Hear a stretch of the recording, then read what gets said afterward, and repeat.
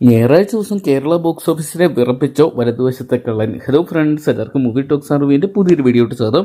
അപ്പോൾ ഇന്നത്തെ വീഡിയോ ഭാഗത്ത് നമ്മൾ പങ്കുവെക്കാൻ പോകുന്ന ഏറ്റവും പുതിയ റിലീസായിട്ട് മുന്നോട്ട് നിർത്തിയ വലതുവശത്തെ കള്ളൻ എന്ന് പറഞ്ഞ ജിത്തു ജോസഫ് ചിത്രത്തിൻ്റെ ഞായറാഴ്ച ദിവസമായിട്ടുള്ള ഇന്നത്തെ ട്രാക്കിംഗ് കളക്ഷനും 2 ദിവസത്തെ വേൾഡ് വൈഡ് കളക്ഷൻ റിപ്പോർട്ടൊക്കെയാണ്. വീഡിയോ ആദ്യമായിട്ട് കാണുന്ന സുഹൃത്തുക്കളാണെങ്കിൽ ഏറ്റവും ലേറ്റസ്റ്റ് ആയിട്ടുള്ള സിനിമാ വിശേഷങ്ങൾ അറിയാൻ വേണ്ടി ഇപ്പോൾ തന്നെ ചാനൽ സബ്സ്ക്രൈബ് ചെയ്ത് നോക്കുക.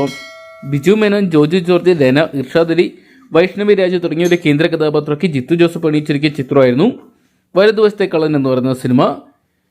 ജനുവരി മാസം 30 തിയേറ്ററോടെത്തിയ ചിത്രത്തിന് സമ്മിശ്ര അഭിപ്രായങ്ങൾ സ്വന്തമാക്കാൻ സാധിച്ചിട്ടുണ്ടായിരുന്നു. ആദ്യ ദിനം കേരള ബോക്സ് ഓഫീസിന് 1 കോടിക്ക് മുകളിലുള്ള കളക്ഷൻ സ്വന്തമാക്കിയ ചിത്രം രണ്ടാം ദിനമായിട്ടുള്ള ശനിയാഴ്ച 1 കോടിക്ക് മുകളിലുള്ള കളക്ഷൻ സ്വന്തമാക്കിയിട്ടുണ്ടായിരുന്നു.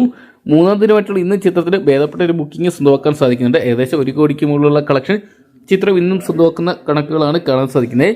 എങ്കിലും ചിത്രത്തിന് വലിയൊരു ഇമ്പാക്റ്റ് ഉണ്ടാക്കാൻ സാധിച്ചില്ല. പ്രത്യേകിച്ച് ജിത്തു ജോസഫിനെ പോലെയുള്ള ബ്രാൻഡ് ഡയറക്ടർ ഇത്രയും വലിയൊരു സിനിമയായിട്ട് എത്തുമ്പോൾ ബോക്സ് ഓഫീസിൽ മിറാഷിന് ഏറ്റവും പോലെ പരാജയം ഏറ്റുവാങ്ങുന്ന ഒരു കാഴ്ചയാണ് കാണാൻ സാധിക്കുന്നത്. എന്തൊക്കെയാണ് പതിവ് സ്റ്റൈലിൽ നിന്നും ജിത്തു ജോസഫ് മാറിയെങ്കിലും പ്രേക്ഷകർ ഈ ഒരു സിനിമ ഇരു കൈ നീട്ടി സ്വീകരിക്കുന്നില്ല. ഞായറാഴ്ച ദിവസവും ചിത്രത്തിന് ഒരു ആവറേജ് ബുക്കിംഗ് മാത്രമാണ് സ്വന്തമാക്കാൻ സാധിച്ചിരിക്കുന്നത്. 2 ദിവസത്തെ ചിത്രത്തിന്റെ കേരള കളക്ഷൻ റിപ്പോർട്ടുകൾ പുറത്തുവരുമ്പോൾ 2.5 കോടി രൂപയോളം ചിത്രത്തിന് സ്വന്തമാക്കാൻ സാധിച്ചിട്ടുണ്ട്.